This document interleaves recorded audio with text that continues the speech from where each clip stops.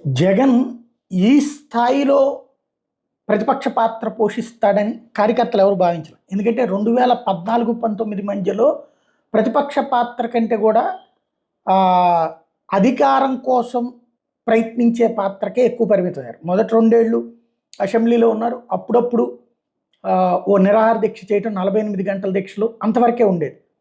మిగతాది వచ్చేటప్పటికి విభేదించి పాదయాత్ర చేసుకుంటూ తిరగడం 3 ఏళ్ళు సరిపోయింది. అప్పుడు తనకి సంబంధించిన పాజిటివ్ని ఎక్కువ టచ్ చేస్తూ అధికార పక్షం మీద విమర్శలు చేసేవాళ్ళు, అక్కడితో అయిపోయాయి. అదే ప్రతిపక్ష పాత్ర ఎట్లా పోషించాలో తెలుగుదేశం పార్టీ చూపించింది.